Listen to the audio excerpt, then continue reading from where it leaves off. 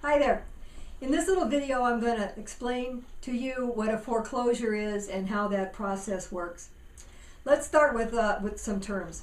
Foreclosure, bank-owned property, and REO are all the same thing. REO stands for real estate owned. It's a funny name, but that's what the initials stand for. In a bank-owned property, the bank has taken back the property because of non-payment. When they are on the market and ready to be sold, they're always vacant and they're always at least detrashed. So that's one of the nice things. They don't have tenants and there's no owners still on the property. They're vacant and they're ready to go. One of the things that I hear from people sometimes is the misconception that these foreclosures always need work. And I want to let you know that that's not true. I mean, it's true in some cases, of course, but many times these homes are in perfect condition. I mean, sometimes they're just really wonderful. If a bank notices that a property is not in such good shape, sometimes prior to putting it on the market, they'll spruce it up a little bit with new paint and carpet and maybe a new dishwasher or an air conditioner if it needs it. But like people, banks are not the same. They don't all do things the same way. There's not one protocol that every bank follows. So some banks will fix up a property more than another bank will. But again, it's prior to putting those things on market. I mention that because one thing that they do have in common is that these banks sell these properties as is. Now, as is does not mean needing repair. As is a term that means that a buyer understands that they're buying this property in its present condition. So that might be good, but it might mean that there's some repairs that have to be made. And the bank is aware of the condition of the property. They know, and they know what it needs or what kind of condition it's in, and they've priced it accordingly. So that as-is remark is telling buyers that, after you have your acceptance, you get to have the house inspected, but you do not have the right to go back later to the bank and say, hey, I just found out that, this doesn't work and I don't like that and you've got to replace all these things or give me a price reduction. They don't do it that way. Now let's talk a little bit about the way that they do price this.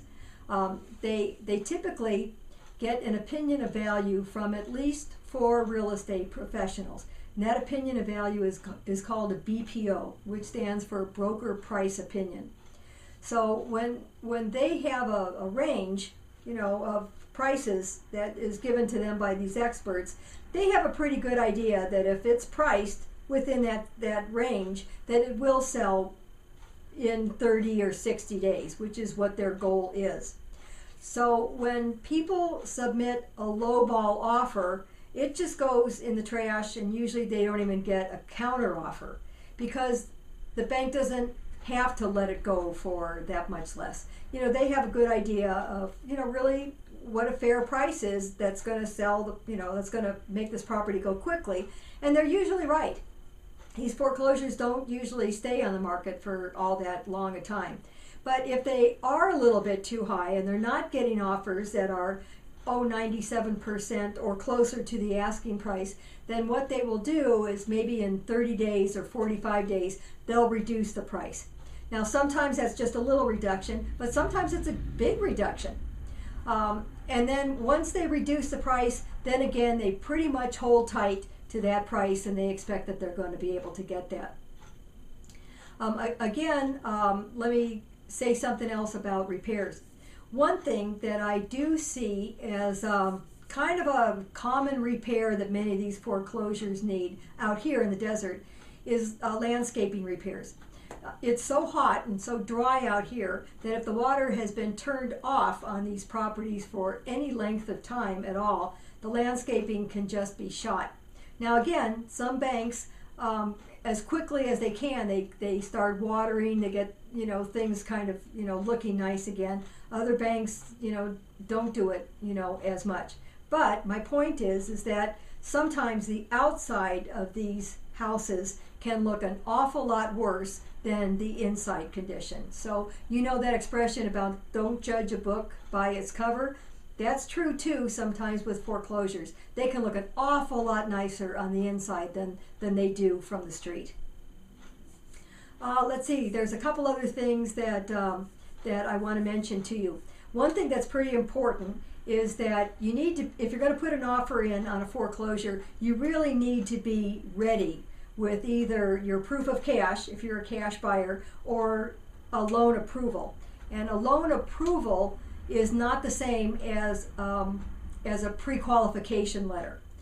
The banks insist that the offers be submitted with either proof of cash or a loan approval letter. And again, your offer won't even be considered unless you have that. So that's an important thing to be prepared with. These foreclosures do go rather quickly. For the most part, they sell rather quickly. So, you know, in order to get a really good deal, a buyer also needs to be prepared to be able to make a decision quickly. And you know, when they find something that's a great deal.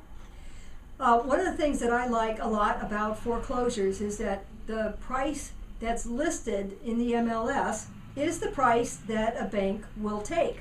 So if something is listed for $200,000, let's say, you can be sure that $200,000 is going to get that price. Now that sounds like maybe like basic, but when you watch the next video about short sales, you're going to see that that's not necessarily the case. See, and that's one of the things that I really like about short sales. I mean, about foreclosures, is that the price that's listed is the price that they're going to take. Now, once in a while, there's more than one offer that comes in on these properties at the same time.